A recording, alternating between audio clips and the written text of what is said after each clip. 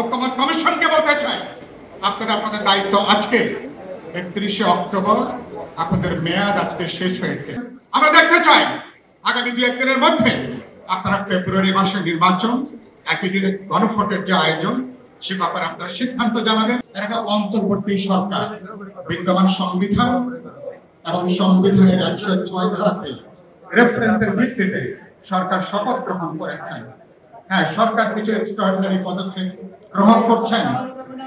অভ্যুত্থানের মধ্য দিয়ে আমরা সরকারকে সমর্থন জুগিয়ে যাচ্ছি বলে তার উপরে ভিত্তি করে, কিন্তু এই সরকার তারা কিভাবে একটা সংবিধান সংশোধনের মতন একটা গুরুত্বপূর্ণ প্রশ্নে তারা কি কোনো নির্বাহী আদেশ জারি করে, তারা কি সংবিধানের কোন সংশোধনের আদেশ জারি করতে পারেন নাই।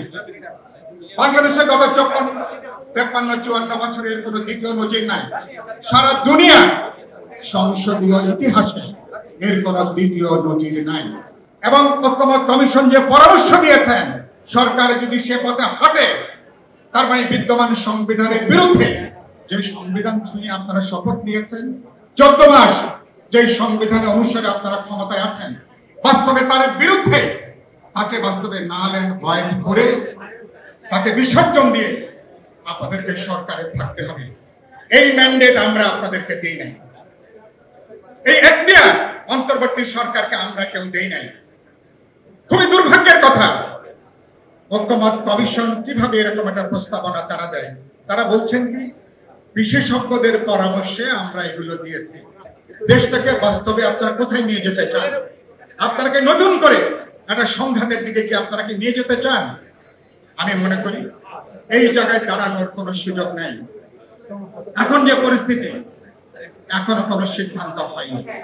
সরকার, আমি আশা করব ঠান্ডা মাথায় সরকার সংকট উত্তরণের পথ থেকে তারা বেরিয়ে আসতে পারে।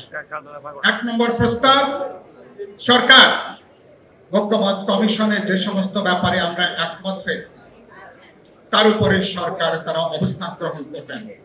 আমরা জুলাই সমঝোতা সনদে স্বাক্ষর করে আমরা কোনো ভুল করিনি, আমরা কোনো অন্যায় করিনি। আমরা যেটার সাথে 7 মাস আমরা আলাপ আলোচনা করেছি, একটা রাজনৈতিক সদিচ্ছার জায়গা থেকে, বোঝাপড়ার জায়গা থেকে, সংকট উত্তরণের জন্য সংস্কারের ব্যাপারে গণতন্ত্র মঞ্চ, বিএনপি সহ আমাদের যে কমিটমেন্ট আমরা বলেছি, তার উপরে ভিত্তি করে আমরা এই জায়গাটা আমরা হাজির করেছি।